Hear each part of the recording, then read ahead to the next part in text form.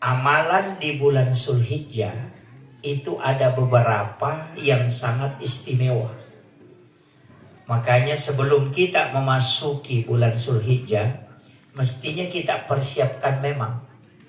Yang pertama adalah amalan yang sangat disukai dan dirindukan oleh Allah, itu 10 pertama bulan Zulhijjah. Makanya itu bersumpah walayalin ashr. 10 hari pertama itu apa yang harus kita lakukan? Bagi yang mau puasa silahkan. Puasa mulai 1 sampai 10.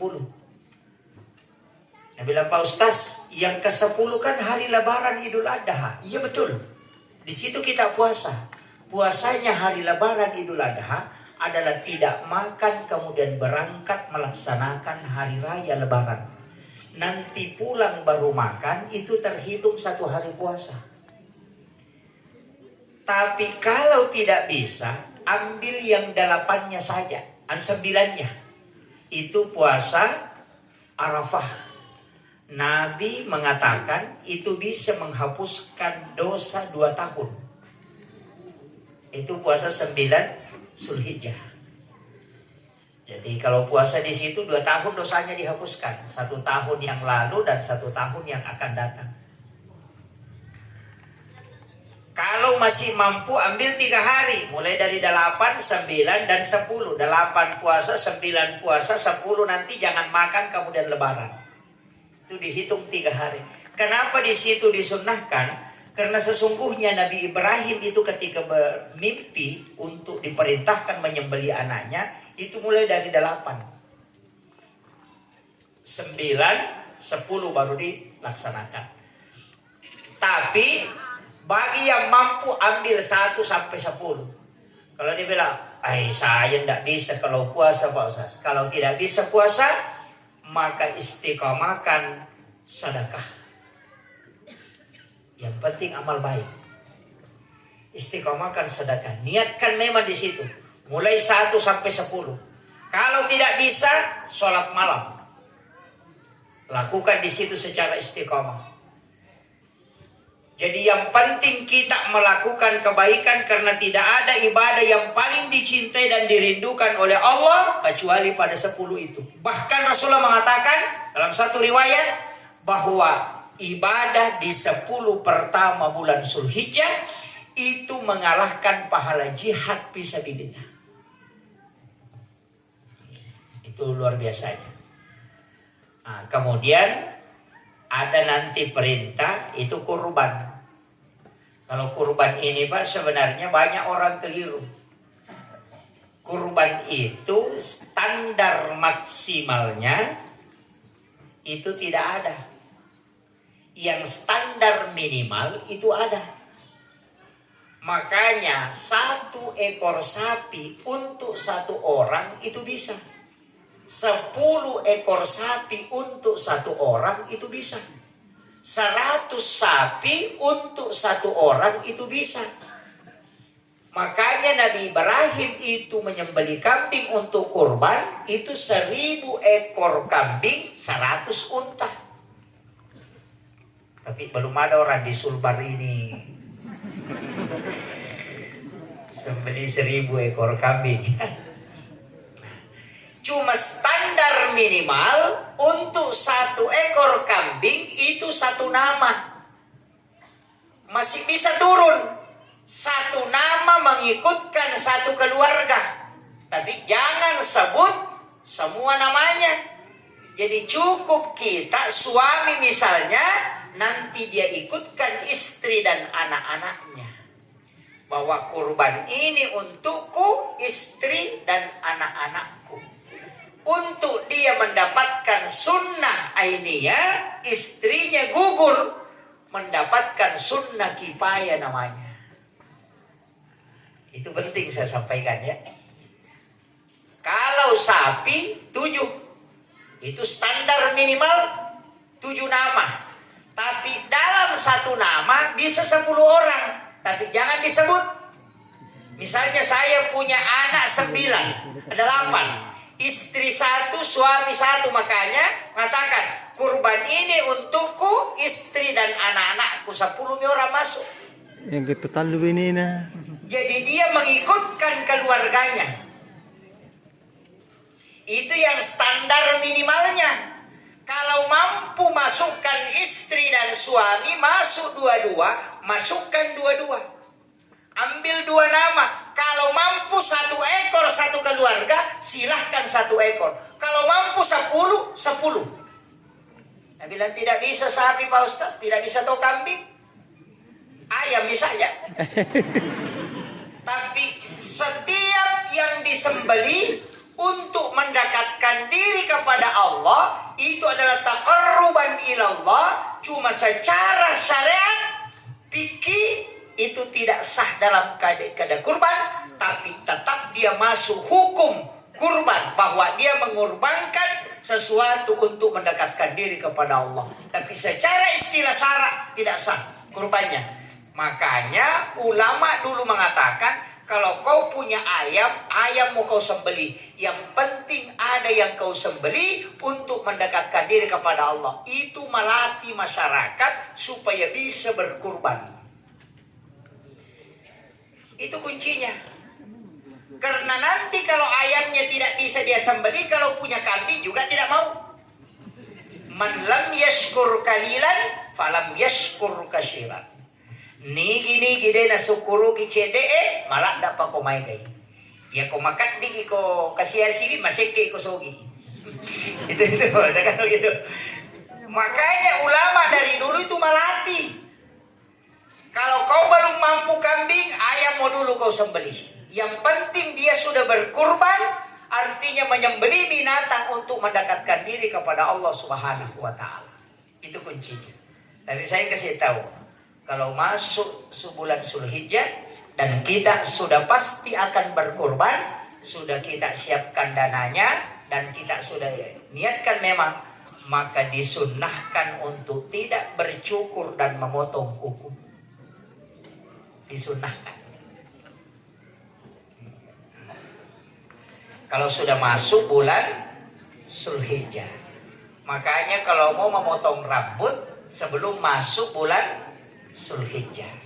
Kenapa? Rasulullah mengatakan dia ingin menyaksikan kurban sekaligus dia menjadi penghapus.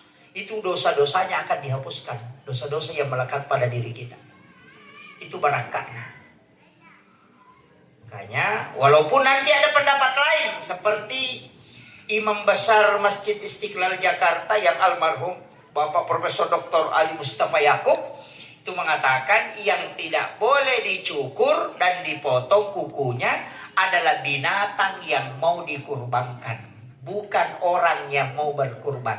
Tapi secara akal ada ke orang cukur sapi, potong kuku sapi. Dari sini ulama mengatakan beda rambut, beda bulu. Sedangkan dalam hadis itu menyebut rambut bukan bulu. Sehingga dia mengatakan orangnya yang mau berkurban itu disunnahkan untuk tidak bercukur dan tidak memotong kuku. Ini penting saya juga sampaikan karena banyak biasanya yang tidak memperhatikan. Rambut tadi. Tapi hukumnya sunnah. Kalau dilanggar berarti makruh. Ingat ya, sunnah itu kebalikannya makruh. Yang banyak sekarang orang merubah menjadi bid'ah. Coba, makruh itu mulai hilang. Sekarang dirubah sunnah bid'ah. Kan ini yang banyak muncul. Nah, kalau sunnah tidak dikerjakan berarti makruh. Makanya masuk masjid mendahulukan kaki kiri makruh karena sunnahnya kaki kanan. Keluar dari WC mendahulukan kaki kiri makruh karena sunnahnya mendahulukan kaki kanan. Jadi kalau sunnah tidak dikerjakan kedudukannya makruh. Nah, banyak sekarang kalau bukan sunnah bid'ah. Kalau makruh Pak itu tidak berdosa, cuma tidak dapat pahala. Kalau bid'ah masuk neraka. Karena kullu muhdatsatin nabi wa kullu bid'atin dalalah wa kullu dalalatin finnar. Inilah banyak orang memponis orang masuk neraka, sedikit-sedikit masuk neraka. Karena dia tidak pakai kalimat makruh, dia pakai bid'ah. Nah, ini. Tapi tidak ada jadi sulbardi. Tidak ada jadi sini. Itu yang banyak. Makanya saya wasiatkan, ya guru-guru kita luar biasa, Pak. Barasanji dianggap bid'ah. Maulid dibid'ahkan, Isra Mi'raj dibid'ahkan, baca doa salamat dibid'ahkan, tahlilan dibid'ahkan, yasinan dibid'ahkan. Saya itu Pak simple sekali, tidak punya neko-neko kalau dalam beragama. Saya itu takzim kepada ulama-ulama kita, dan saya ikut guru ta Kiai Abdul Rahman Ambodale, guru ta Kiai Abdul Muin Yusuf. Saya ikut ke ulama situ. Kenapa? Karena jelas sanadnya. Kemudian yang kedua jelas guru ta Kiai Muhammad Tahir Iman Lapio, banyak ajaran-ajarannya sampai ke kita. Itu saya ikuti. Kenapa? Karena jelas. Dia maulid, dia Isra Mi'raj, baca barasanji, baca doa, jadi wali. Coba cari yang melarang maulid sama barasanji, ada gak jadi wali? Mana kita mau ikuti? Yang jelas jadi wali dan mengajarkan, atau yang melarang kemudian tidak jelas? Makanya saya kuncinya sederhana, Pak. Kalau orang mengatakan, kenapa ikut guru Kiai Abdul Rahman Ambodale? Kenapa guru Kiai Muhammad Tahir diikuti? Saya bilang itu jadi wali. Tidak mungkin dilaknat, dibenci oleh Allah amalannya. Dia lakukan barasanji, dia lakukan maulid, dia bisa jadi wali. Berarti Allah mencintai dan Rasulnya mencintai amalan itu. Seandainya dilaknat dan itu bid'ah, pasti tidak mungkin menjadi wali. Mau jadi wali? Selesai. Ini mau apa? Ini aja kuncinya, Pak. Makanya jelas. Saya itu kadang dikasih tahu kenapa ikut ini, kembali saja kepada Al-Quran dan hadis. Ya cocok kalau mengerti. Kita masyarakat seperti kita ini tidak usah bilang kembali ke Al-Quran dan hadis. Ikuti petunjuk ulama yang kita dapatkan yang memang bersanad itu. Ikuti aja itu. Kenapa? Bukan tugas kita mencari dalil, tapi mengamalkan. Yang punya tugas mencari dalil itu ulama. Sama aja kalau ke pesta ki, jangan tanyakan dari mana kambingnya, apa bumbunya. Makan saja sambal gorengnya. Bukan tugasmu menanyakan di mana kau ambil bumbu. Makan saja yang sudah dihidangkan. Yang memasak itu ahlinya. Agama juga begitu. Yang membuat kaidahnya itu ahlinya, bukan masyarakat.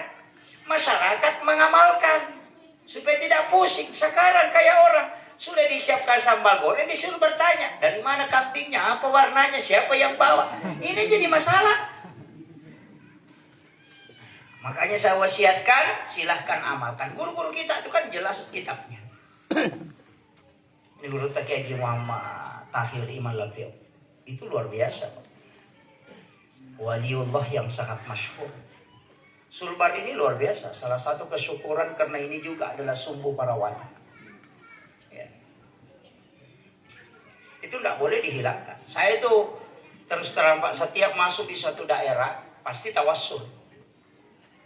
Karena ulama kita itu kan sebenarnya tidak mati di sisi Allah. Cuma kita yang bilang mati. Allah Al-Quran bilang sesungguhnya para wali-wali Allah itu kan tidak mati di sisi Allah. Balahya, mereka itu hidup. Bahkan bisa memberi rezeki. Makanya guru tak bisa membangun masjidnya. Padahal sudah meninggal. Beli semen. Kenapa? Karena Al-Quran yang menyebutkan. Makanya orang meninggal itu kita cuma mengatakan tutup usia, pindah ruhnya. Makanya orang hidup, ruhnya diatur oleh jasadnya. Orang meninggal itu jasadnya yang mengatur ruhnya. Terbalik. Kalau orang hidup, dia yang ngatur ruhnya. Makanya ruh nanti itu bertengkar sama jasadnya. Bilang, kau yang kasih masuk di tempat begini. Makanya ketika orang wafat, maka ruh itu yang mengatur jasad. Makanya ada orang bisa bersilaturahmi dengan para wali. Ada. Bahkan guru Profesor Dr. Nasaruddin Umar itu cara terbuka apa yang dia bilang? Bukan ulama kalau belum ada gurunya orang meninggal.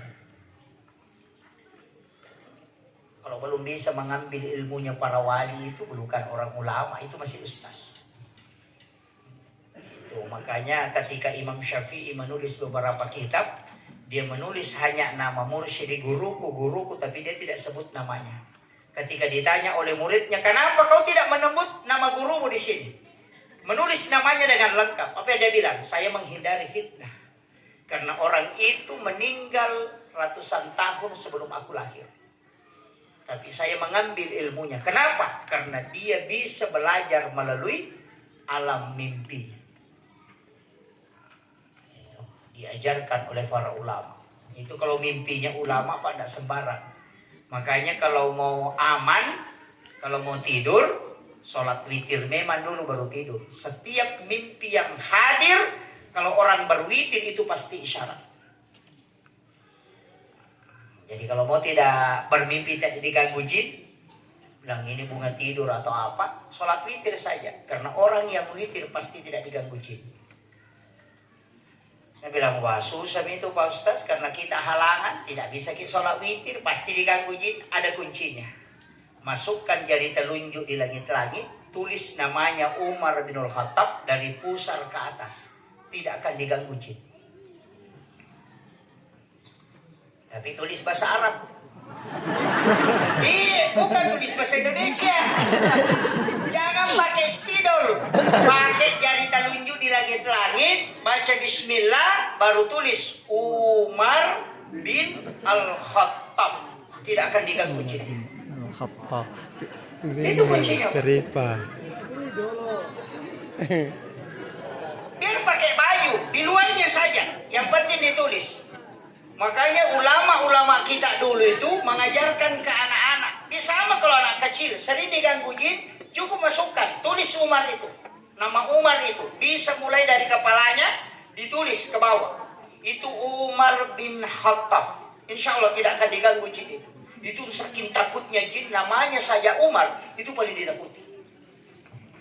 Makanya ulama-ulama kita di kitab hikmah itu selalu mengajarkan itu. Itu perlindungan yang paling cepat.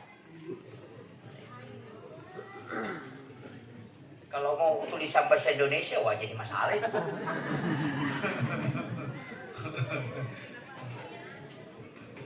Iya, dipakai itu. Bahkan ada orang yang biasa ketika kerasukan, orang pakai itu.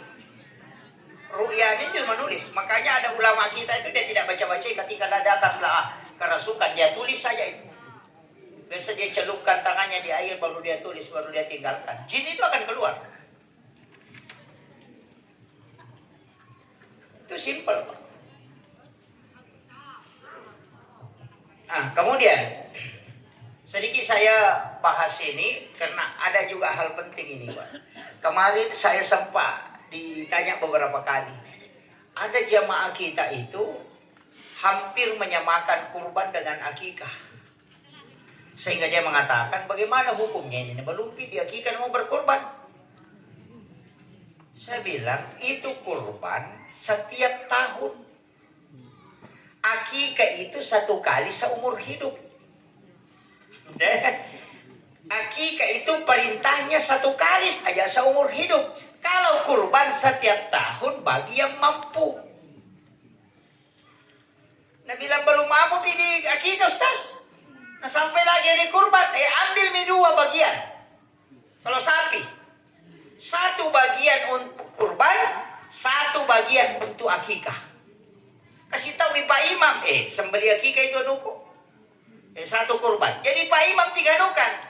Ini untuk kurbannya si anu, dan akikahnya si anu. Baru disembeli.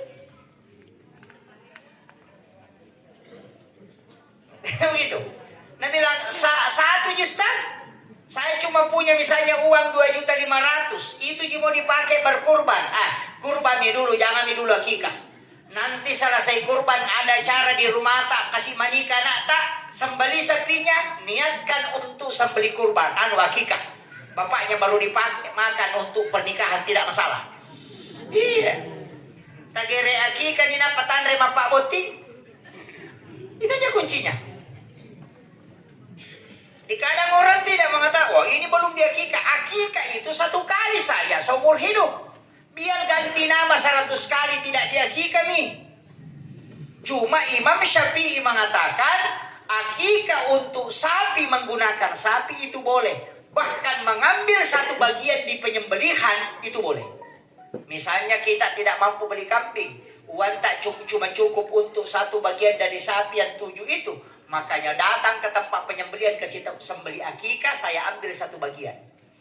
Itu boleh. Isyadi itu di kitab Itu kuncinya. Nah, kemudian ada juga lain-lain. Nah, bilang ini tahun suamiku berkurban, tahun depan saya. Tidak ada di sini, Dik? Ada. Wah.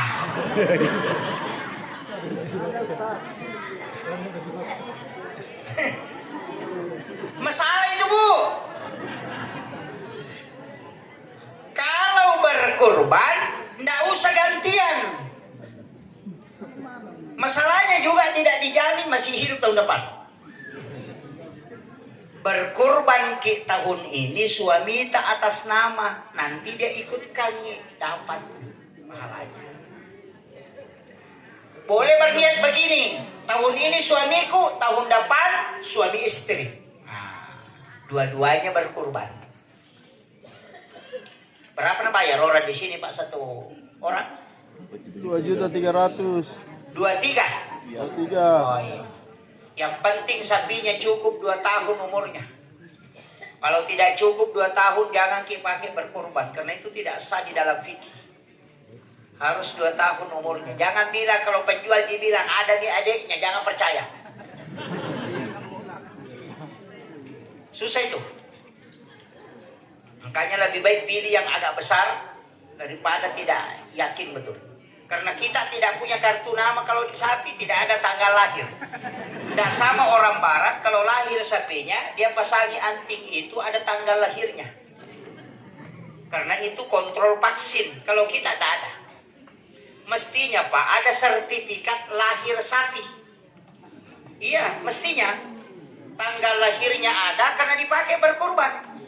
Tanggal lahirnya ada, tinggal ditulis. Tidak usah ditempel, cukup di rumah. Bahwa si ini lahir tanggal sekian. Nanti kalau orang mau beli bisa tahu, oh ini sudah 2 tahun.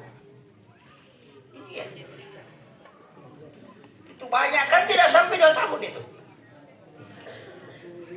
Ini bahaya ini. Karena aku makan yang kena dina, wah bahaya itu. Karena sekarang bisa menggunakan bibit. Tidak sama dulu. Nah, ini penting saya sampaikan kepada jemaahnya, hati-hati.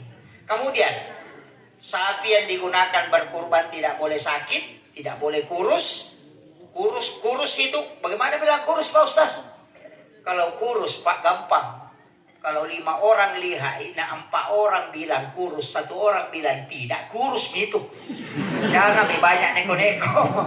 Iya, nah baru bilang sudah ditahu. Iya Pak, kita kena dokumen ya. Jadi jangan bilang Anda kurus tinggi gini. Nah, ini kan biasa begitu. Kemudian cacat, tidak boleh pincang. Cuma ada yang membolehkan kalau tanduk pantai itu boleh, karena dia tidak masuk di daging. Tapi ada yang mengatakan tidak, semua yang cacat, bahkan yang dilubahi hidungnya itu ada tidak membolehkan. Tapi sapi yang sudah dikebiri, tahu dikebiri? Ilasa, itu boleh. Boleh. Bahkan ada hadis mengatakan sapi yang sudah dilepas dikebiri itu lebih empuk dagingnya. Boleh itu boleh lasa, boleh. Sapi tidak cacat itu kalau dalam hukum fikih, bolehkan itu. Makanya di fikihnya sapi itu boleh. Yang jadi masalah itu kalau pincang atau sakit atau buta, itu tidak boleh. Kurus juga tidak boleh. Tapi kalau sudah dikebiri, jantan, betina, kedua-duanya sah dipakai berkurban. Juga sah dipakai akikah. Cuma kalau hamil tidak boleh. Tapi kalau tidak ditahu bilang hamil, kemudian disembeli, kemudian nanti dibuka, kemudian ada janin di dalam perutnya, maka halal dimakan janin itu karena dia ikut penyembelihan di induknya. Tapi kalau ditahu dia hamil, maka dia haram dimakan. Tapi kalau tidak ditahu, nanti sudah disembeli, baru dibuka, baru dilihat ada janin, maka ambil janin itu karena dia halal. Makan karena penyembelihannya ikut sama induknya. Itu kuncinya dalam fikih. Tapi ingat, bagi yang tidak mengetahui, kalau sudah tahu memang itu haram. Itu hati-hati di situ. Tapi ada penting sekali nih, yang paling jarang orang nukan. Kalau akikah, apa namanya kurban, itu ndak boleh kulitnya dijual. Wah. Haram hukum. Yang kedua, penyembeli tidak boleh dapat upah sembelihan daging dari kurban itu. Wah. Tunggu dulu, belum selesai. Baru koma. Tidak boleh menjual kulitnya bagi yang masuk berkurban. Makanya ketika ada kulit hewan kurban, bagi pelaksana kurban menyerahkan ke seseorang, kemudian orang itu menjual untuk dirinya, maka itu boleh. Tapi kalau yang berkurban menjual kemudian diambil, maka itu diharamkan. Terpahami? Ini jadi masalah kalau tidak paham betul ini. Makanya bilang ini baru koma. Yang kedua, tidak boleh mendapat upah dari sembelihan dari sapi itu. Biasa kan kamaka ada tawana pui manga uluna. Kan biasa begitu kepalanya. Pak Imam, jangan. Itu diharamkan ulama karena tidak ada bagian di situ. Dan dalam kurban itu tidak ada upah sembelihan. Makanya jangan kasih upah tapi berikan sedekah. Paham ya? Iya. Jangan kasih upah aja tak ada alengi tawa Pak Gerena. Tidak. Itu kasih sedekah. Daging terbaik bisa diberikan kepada yang menyembelih, tapi kedudukannya sebagai sedekah, bukan upah sembelihan. Bedakan ya? Iya. Jadi iya kota lagi maka ada gajinya Pak Gerek tawana Pak Gerek, berarti itu upah, maka itu diharamkan. Tapi nareko maka lagi kalau kita mengatakan kasih sedekah untuk Pak Imam, biar 5 kilo tidak masalah. Sudah paham? Ini penting saya sampaikan. Karena banyak orang keliru. Nah kasih kepalanya Bu Imam baru bilang tamagerena. Itu keliru itu Pak. Kalau mau sempurna, saya kasih tahu. Kalau mau sempurna, karena ini untuk panitia. Kalau kita bantu panitia kurban, kasih cukup 10 orang ke atas. Kalau mau sempurna, saya kasih tahu. Kalau mau sempurna, nanti setelah sapi disembelih, kaki depannya sebelah kanan, ketika lepas dari sapi, langsung digantung, buka dagingnya, langsung bagi 7 itu dagingnya. Kaki depannya sebelah kanan, kaki kiri nanti kaki depan sebelah kiri, ambil dagingnya, langsung bagi 7. Gak bikin lagi 7 di situ. Jadi kaki belakang bagi 7 dagingnya, kaki kiri bagi 7, kaki kanan bagi 7. Kemudian daging khas yang paling dalam dan luar juga bagi 7. Hatinya dibagi 7. Sehingga semua orang yang 7 ini dapat utuh 1 ekor sapi dari semua bagian sapi yang ada. Ini penting saya sampaikan. Ini yang banyak orang perhatikan Pak kalau dalam kurban. Saya setiap tahun kurban di pondok itu memang diajarkan.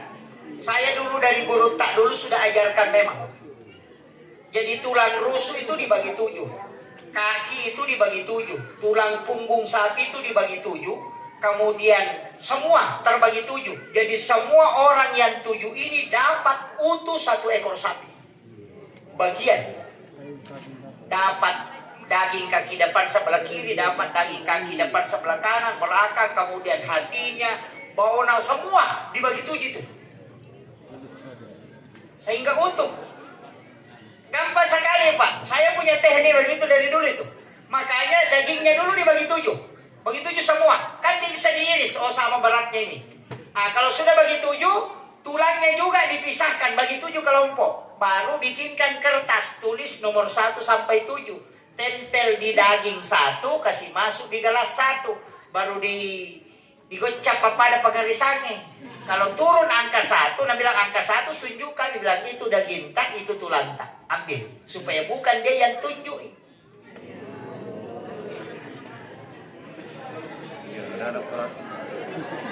Iya. Kan biasa ada itu, pergi memang berdiri, nah segini nanti kau ambil. Kalau begitu tidak.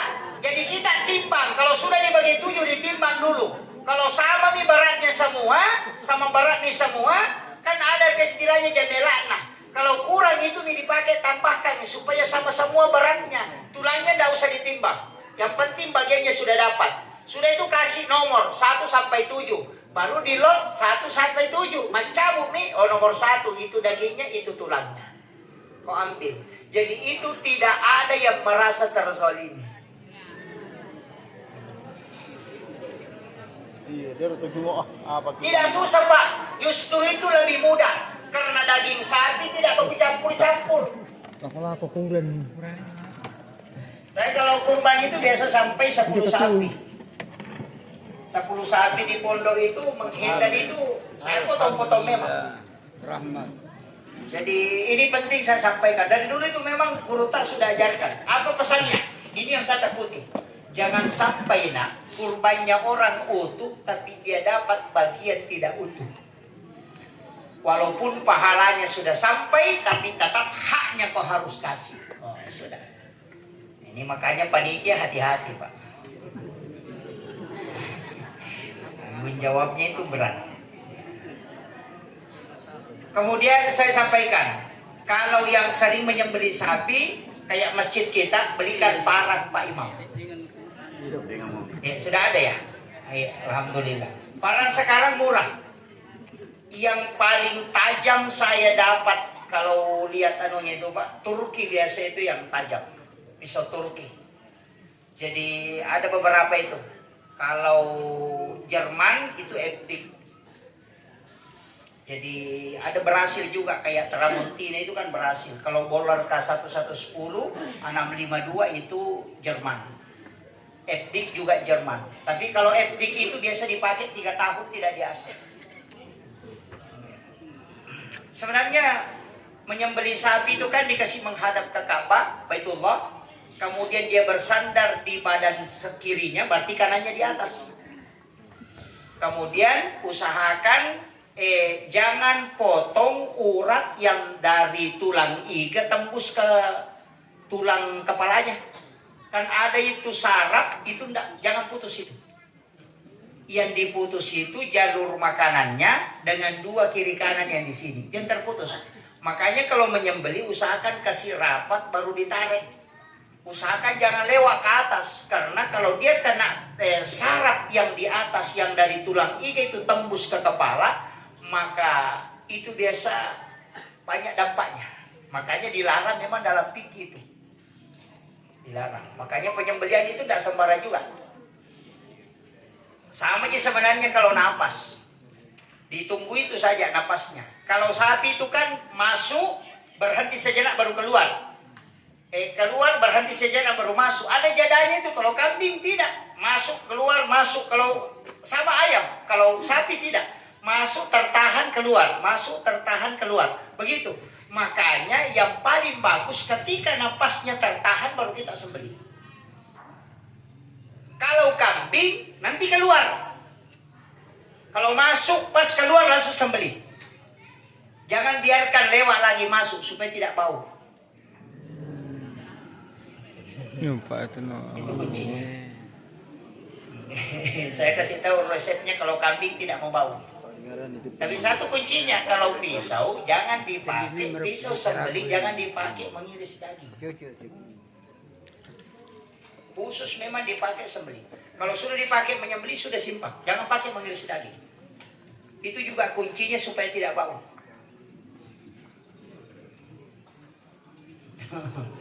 Makanya imam-imam dulu itu kalau sudah nak pakai pisaunya langsung sembunyikan. Tidak mau dianukan karena memang dipakai itu. Tapi sekarang kan banyak dan itu murah-murah sekarang, Pak. Kalau pisau Turki itu sekarang sudah 400-an sudah ada. Yang agak mahal itu bolar masih mahal, masih 1,5 jutaan, 2 jutaan. Sampai masih ada 3 jutaan. Kalau yang bolar K110 itu yang Jerman. Jadi itu bolar. Sebenarnya begini Pak, parang itu kan dipabrik jadi, baru dibikinkan gagang. Kalau pisau sembeli itu dengan gagangnya memang jadi. Tapi memang dipabrik, jadi itu serokarbon. Kalau kita kebanyakan ambil per baru disepuh. Bikin parang, itu bukan parang, itu per. Cuma diakali sehingga jadi parang. Begitu. Makanya beli memang yang parang dari pabrik untuk memang dipakai. Kalau sembeli tidak pakai orang Arab sembeli unta. Nah, itu kuncinya.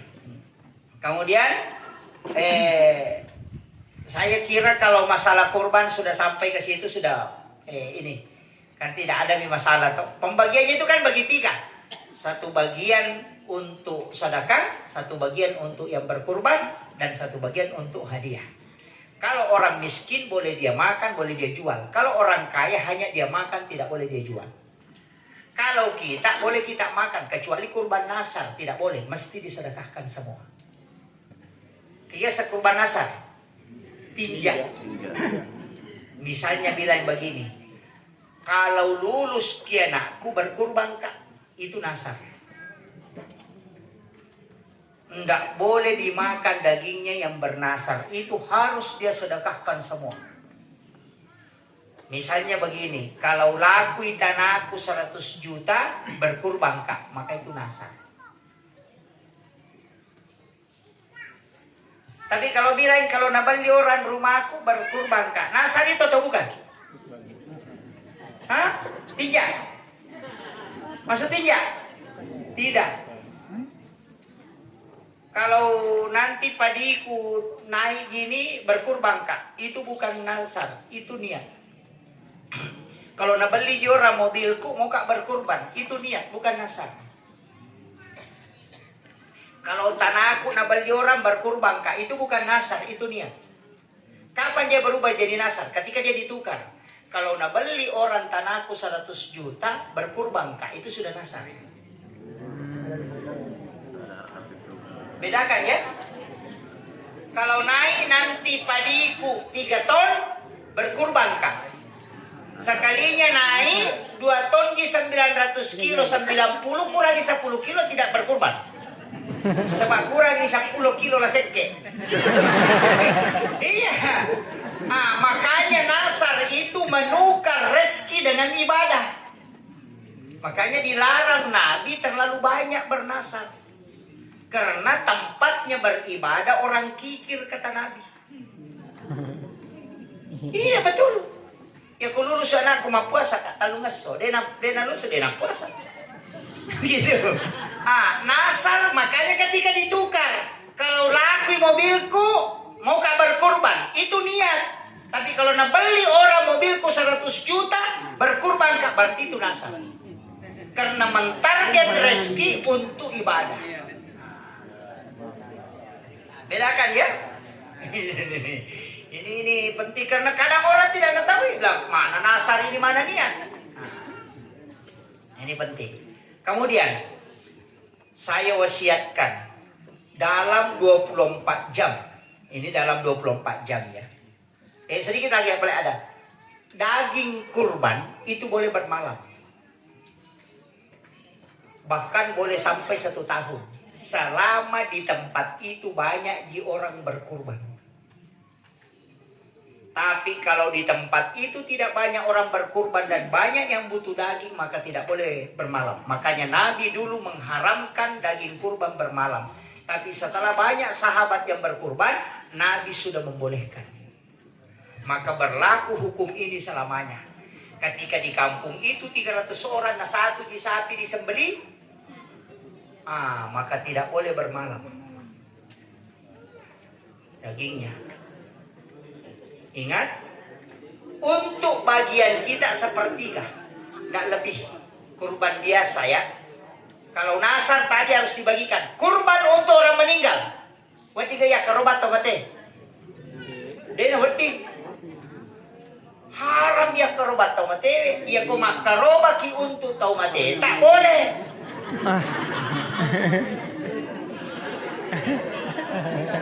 Masa tomate may karobat?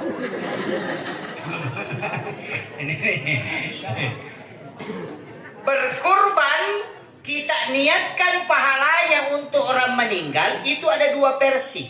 Imam Syafi'i membolehkan dengan syarat ada wasiat.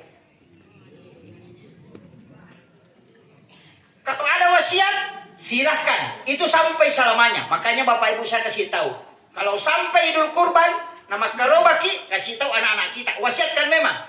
Anak, kalau nanti saya meninggal, nanti waktu kurban, ada di rezekimu nak kurbankan. Insya Allah sampai selamanya. Itu harus wasiat itu. Bikin memang kasih tahu memang nih, biar kecil, yang penting sudah diwasiatkan. Jangan bilang setiap tahun kurban memang. Jangan bilang saja ketika ada nak rezekimu, kurbankan. Cukup selesai. Kalau tidak ada, tidak usah. Makanya ketika dia berkurban untuk kita, maka itu sampai selamanya. Ini pendapat Imam Syafi'i. Imam Romli mengatakan tidak ada wasiat, itu tidak masalah. Berkurban untuk orang yang meninggal itu akan sampai. Karena sedekah pahalanya sama dengan mengirimkan sedekah uang, itu sama dengan sedekah kurban. Alasannya apa? Semua ibadah yang bisa diwakilkan maka sampai kepada orang meninggal. Kecuali yang tidak bisa diwakilkan. Haji bisa diwakilkan, makanya ada namanya badal haji. Puasa bisa diwakilkan, makanya ada namanya qada puasa. Iya. Kurban bisa diwakilkan, anak kita bisa beli sapi, baru dia kurban tapi minta izin ke kita, makanya harus ada wasiat kalau Syafi'i. Nah begitu. Jadi semua bisa diwakilkan. Sholat tidak bisa. Seandainya bisa Pak, bisa juga itu. Kasih tahu saja. Tidak sholat bapaknya, nanti saya gantikan. Wih, nah sekali kalau begitu. Kasih tahu saja suami pergi di kebun, nanti saya sholat duhur, kasih ke saya. Itu makanya tidak bisa diwakilkan. Walaupun nanti ada pendapat ulama mengatakan boleh. Tapi itu tidak masyhur. Makanya saya wasiatkan ini. Makanya ketika ada dua versi lagi nih. Kalau namanya almarhum dikasih masuk, bagikan semua dagingnya, sedekah, tidak boleh diambil. Tapi kalau namanya orang hidup yang dikasih masuk, diniatkan pahalanya untuk orang yang meninggal, boleh diambil sepertiga. Sudah mengerti maksud saya? Namanya anak tetap kasih masuk, tapi kasih tahu untuk kurbanmu kau nak niatkan untuk nenek. Kenapa alasannya? Kalau tidak sampai pahalanya kembali ke cucunya. Dapat lagi pahala cucunya karena dia berkorban untuk neneknya. Itu bolak-balik supaya tidak lepas. Nah, itu caranya ulama ketika menjelaskan hukumnya itu. Iya. Tapi kalau saya, Nabi bilang satu aja Pak Ustaz, ikutkan saja. Karena Nabi kan kalau berkorban, haza min Muhammad wa ali Muhammad wa ummati Muhammad. Dua kurbannya Nabi. Kalau dia berkurban ini untuk kurban ini untuk Muhammad dan wa ali Muhammad dan keluarganya. Yang kedua wa ummati Muhammad. Rasulullah itu sudah mengkurbankan umat yang tidak mampu berkurban. Makanya yang orang miskin tidak mampu berkurban, usahakan perbanyak sholawat kepada Nabi. Dia sudah kurbankan kita. Azizun alaihi ma'anittum harisun alaikum bil mu'minina raufur rahim. Sungguh berat terasa Rasulullah tidak ingin melihat kita dalam keadaan susah. Dia sudah berkorban untuk kita. Itu luar biasa. Tapi saya kasih tahu begini. Ada pesannya Rasulullah. Siapa yang sampai di Idul Kurban dan punya kemampuan berkurban dan tidak berkurban, malam ya keraban musallana kata Nabi. Kasih tahu dia supaya jangan dekat dari masjid.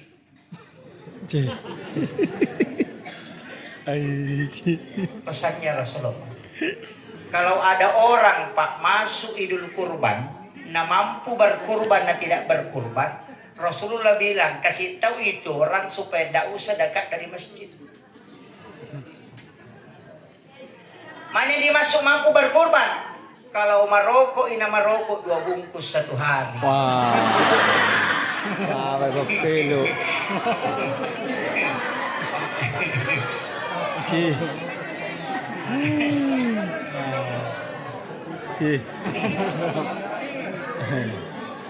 Iya.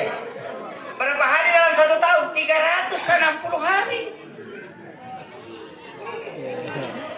1 batang saja nambil. Kan dapat itu, Pak. Makanya usahakan. Tapi memang ada orang tidak mampu, Pak. Jangan dipaksakan.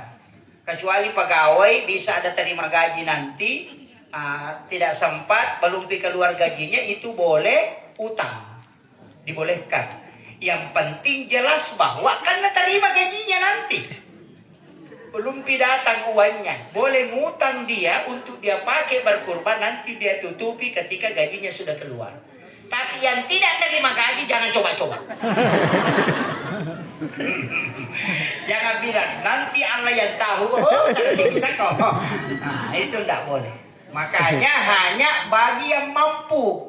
Dan itu sunnah muakkadah, sunnah yang sangat dianjurkan menurut jumhur ulama. Ada 1 ulama mengatakan wajib, itu Abu Hanifah. Abu Hanifah mengatakan kurban itu wajib, bukan sunnah. Karena Nabi mengatakan kalau mampu dan tidak berkurban, suruh jangan dekat dari masjid. Sama jika kalau begini, ada orang panggil, datangi keluarga, mau gak kasih menikah anakku, tanggal 27 datang kok ke rumah, nah. Kalau tidak datang kok nanti di rumah dia caranya pernikahannya anakku, tidak usah datang ke rumah. Kalau ada orang ngomong begitu berarti tidak natarima, kalau tidak datang. Begitu caranya Rasulullah mengatakan kalau dia mampu dan dia tidak berkurban, kasih tahu tidak usah dekat dari masjid.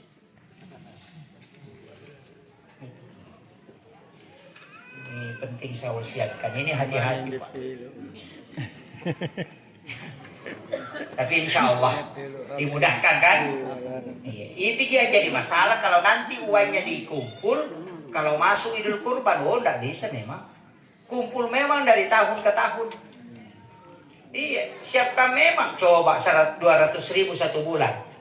Langsung kan dapat 2.400.000. Iya, bisa. Tapi kalau memang tidak mampu jangan. Tidak usah. Masulit. Nah, Tunggu kapan saja tanis dikasih tas tak masulit coklat. Masulit coklat. Kalau tidak mampu, ya pasti begitulah. Iya, tunggu saja. Makanya sunnahnya dibagikan mentah, jangan dimasak. Kalau akikah masak dulu baru dibagikan. Kalau kurban disunnahkan membagikan dalam keadaan mentah. Itu aturannya. Jangan bilang, masak situ lagi, bukan urusan itu. Karena memang disunnahkan dibagikan dalam keadaan mentah. Kenapa akikah disunnahkan dibagikan dimasak? Supaya anakmu berhasil kalau ada nak urus. Itu kuncinya. Kenapa dibagikan dalam keadaan mentah kalau kurban tidak dimasak? Karena selama daging itu masih ada diapakan, dia akan selalu didoakan para malaikat. Itu makanya kuncinya bagikan mentah. Berapa dikasih? Tergantung. Ada orang dikasih daging sedikit, non muslim boleh dikasih. Itu kedudukannya sebagai hadiah, bukan sedekah. Hadiah. Orang kaya bisa dikasih, tapi hadiah, tidak boleh lebih seperti itu. Tapi dia hanya makan, bukan untuk dijual. Karena ada dikasih daging, babi pasar. Kalau orang miskin boleh, dia jual untuk dirinya itu halal. Kalau orang kaya tidak boleh. Itu kuncinya. Kemudian saya masuk sedikit, ini sudah 1 jam ini Pak. Ini pas 1 jam. Matandra ya nama tako bagiku si Jani. Saya kasih tahu begini. Dalam 24 jam kita harus cerdas beribadah. Kita harus cerdas betul.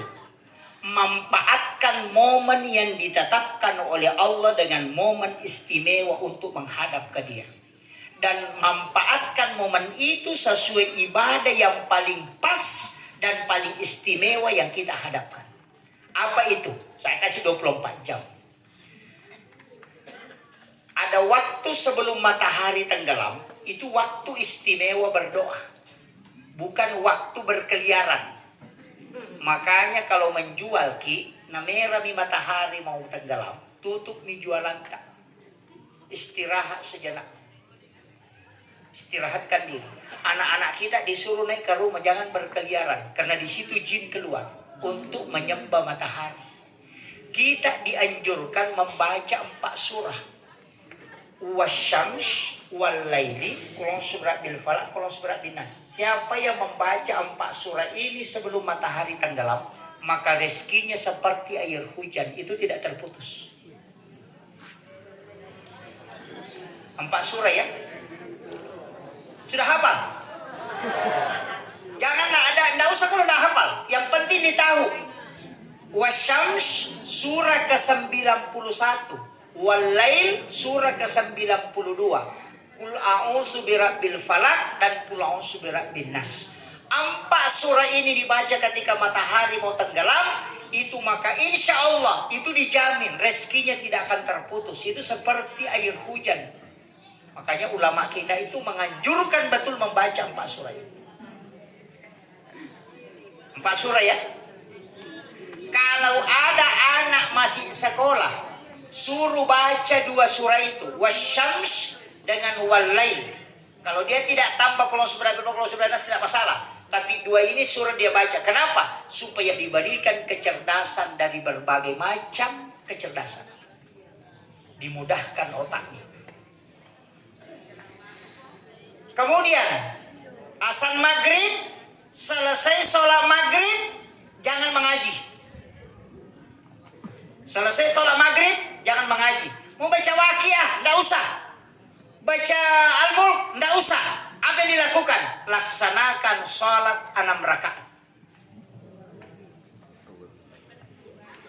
Kalau Bapak baca Al-Quran 10 juz antara maghrib dengan isya, itu tidak bisa mengalahkan sholat 6 rakaat antara maghrib dengan isya. Makanya saya bilang cerdas beribadah. Saya larang bukan berarti haram, tapi saya mengatakan cari ibadah yang paling pas dan paling utama di waktu-waktu yang telah ditetapkan oleh Allah. Makanya sesudah sholat maghrib, sholat sunat maghrib kerjakan 6 rakaat sholat sunat. Namanya sholat sunat awabin. Ada yang mengatakan sholat sunat taubat. Sama ji. Kenapa awabin? Karena orang kembali.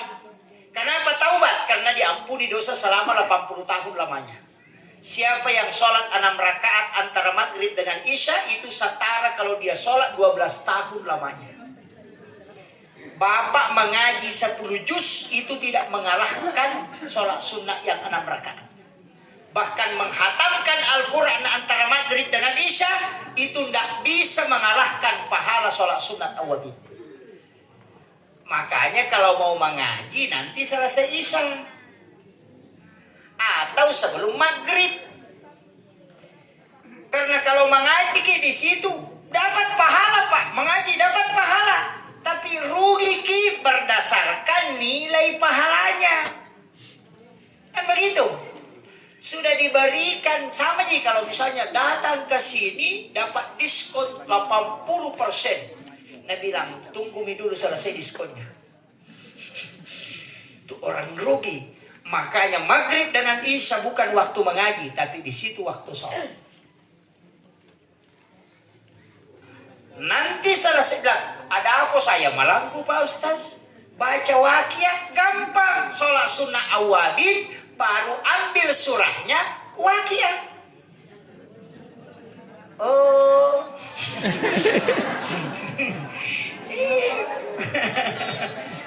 Ambil surahnya waqiah. Atau suratul mulk, ambil suratul mulk, baca di dalam salat, tinggal dibagi 6. Iya, Bila tidak dihafal, ambil Al-Quran kasih berdiri, baru buka. Boleh. Bahkan ada ulama Hanafi yang mengatakan lebih afdal melihat Al-Quran ketika salat karena matamu akan terjaga dan lebih berkah ketika engkau melihat Al-Quran. Iya. Itu Pakan jetong singan na yan, kabaran ni. Cuma kekurangannya kalau mati lampu langsung stop. Kaya lu balongan yo. Kalau otomatis tuh. Pakai. Makanya sekarang kan ada Al-Quran itu kan, Al-Quran Imam. Iya. Bisa digoyak, bisa. Kan begini, baca. Satu. Tertindis enggak? Tertindis. Jadi itu kuncinya. Nggak usah kan? Nanti selesai Isya, kalau mau mengaji, di situ pas. Apa yang dibaca? Jangan tinggalkan suratul Mulk kalau ingin terjaga jasadnya di dunia sampai di alam kubur tidak akan hancur. Kalau tidak bisa, tapi baca dalam keadaan ada wudhu. Kalau tidak bisa baca Mulk, maka basmalah 100 kali rutinkan. Baru penutupnya tutup suratul Fatihah, baru minta berkahnya. Tidak ada binatang di alam kubur yang mau memakan jasad orang yang melanggengkan basmalah.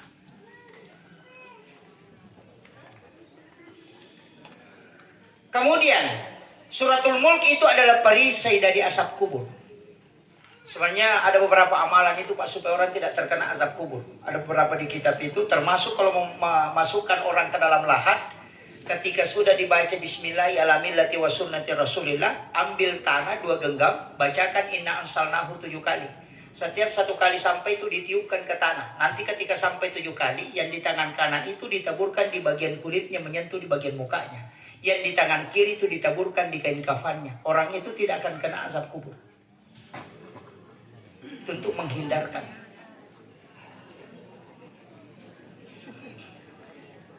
Termasuk juga yang sering orang tidak pakai itu mandi penutup. Kalau selesai memandikan jenazah kan ada air terakhir itu yang dikasih harum-haruman. Ambil itu kemudian siram dari kaki ke kepala sambil dibalik, ditunggeng istilahnya. Itu membaca Ghufranaka ya Allahu wa ilaikal masir. Baru dimiringkan ke kiri supaya kanannya di atas. Dibaca Ghufranaka ya Rahman wa ilaikal masir. Baru dimiringkan ke kanan supaya kirinya di atas. Diambil lagi air Ghufranaka ya Rahim wa ilaikal masir. Baru sedikit dicondongkan ke depan, baru diambilkan air terakhir, dibaca Ghufranaka ya Rabbana wa ilaikal masir. Siapa yang melakukan itu kepada jenazah ketika dimandi penutup, maka insya Allah itu yang disebut Dio sulapa apa yang matoti asa diopat tutup.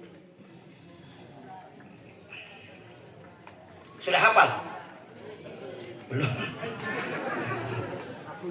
Pendek sekali Pak, tinggal satu kita hafal. Allahur Rahmanur Rahim Rabbana. Itu aja dihafal. Allahu Rahman Rahim Rabbana. Karena Ghufranaka ya Allahu wa ilaikal masir. Ghufranaka ya Rahman wa ilaikal masir. Ghufranaka ya Rahim wa ilaikal masir. Ghufranaka ya Rabbana wa ilaikal masir. Allahur Rahmanur Rahim Rabbana. Kan sebenarnya Bismillahirrahmanirrahim. Ya na tunasa tayo Diyo sulapaw. Ya mato tunasa Diyo patutu. Ya mato nasa Diyo hakiki. Kuncinya itu itu tuh nak rajo-rajo keluarga atau mati. Jin karirnya itu tidak akan naik. Tapi ada sebenarnya itu kuncinya kalau sudah dimakamkan orang semua pulang mestinya tinggal satu. Sekitar 40 langkah ditinggalkan itu tempat pemakaman, baru ambil tanah di bagian kepalanya, mulai dari kepala. Itu diambil, baru bacakan inna ansalnahu, baru dikasih kembali. Ambil di bagian pusarnya, pas lurusnya itu, bacakan inna ansalnahu, baru dikasih kembali. Baru di bagian kakinya. Tapi orang terakhir, tidak ada di belakang kak. Itu orang terakhir. Ia neriasa patan raki buru.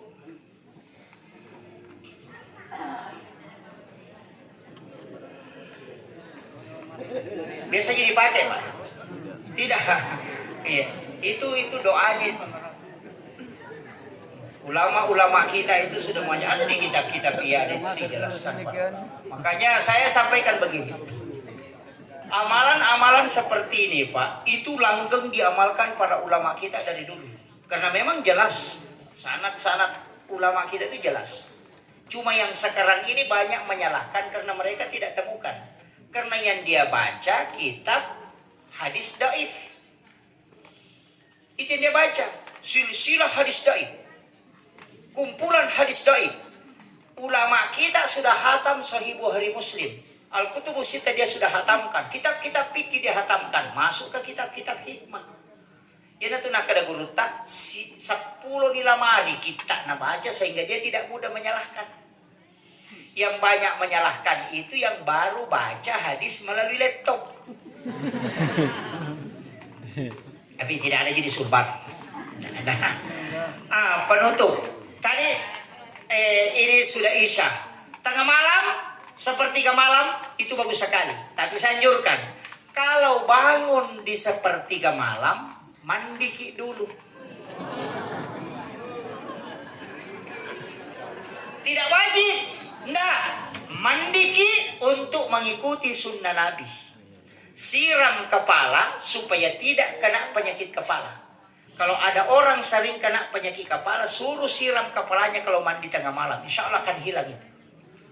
Dan itu obat untuk memperkuat tulang. Dan siapa yang rutin mandi tengah malam, maka pasti awet muda. Itu kuncinya.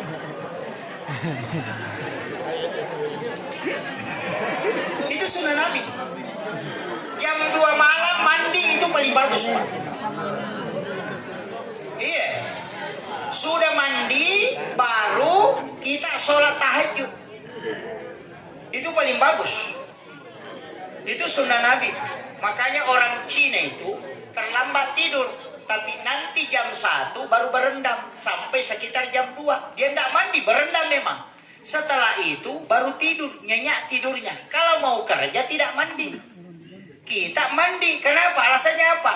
Kalau mau kerja kan mau keringat, tidak usah mandi. Nanti mau istirahat baru mandi. Coba, itu kan terbalik kan? Nah, kemudian ada waktu nanti wabil azhari sebelum masuk subuh. Ada namanya sahara. Jadi itu maksudnya makan sahur. Makan di waktu sahara 15 menit sebelum subuh. Kita disuruh beristighfar. Paling pas di situ sholat sunat taubat. Kalau tidak, baca sayyidul istighfar. Karena Allah langsung yang minta. Kalau mau taubat di situ pas sekali. Ya, karena Allah bilang wabil azhari hum yastaghfirun. Dan di waktu sahara hendaknya kalian beristighfar. Itu yang paling pas. Kalau mau bertaubat sebelum subuh, makanya disebut makan sahur karena makan di waktu sahara.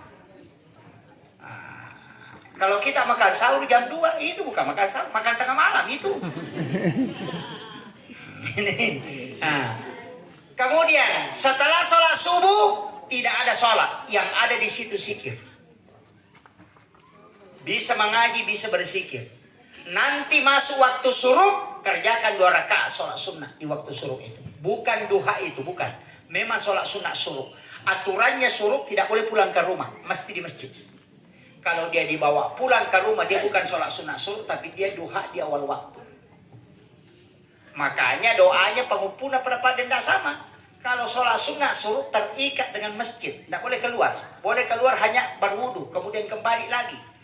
Kalau duha boleh dibawa ke rumah. Kalau suruh bacaan surahnya alam nasrah rakaat pertama, duha rakaat kedua.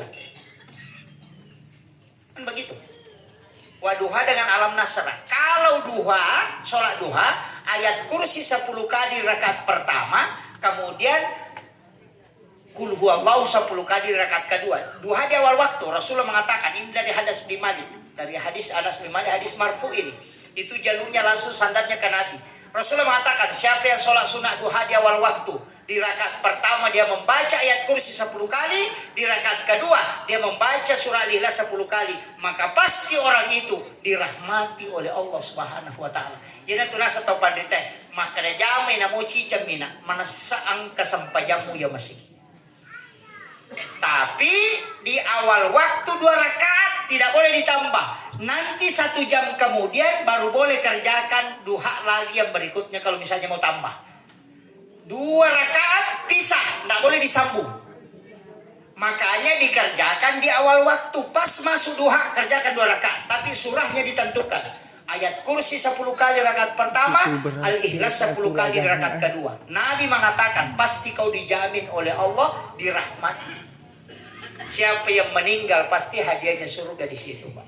Akhirul kalam, wallahul muwaffiq ila aqwamit thariq. Assalamualaikum warahmatullahi wabarakatuh.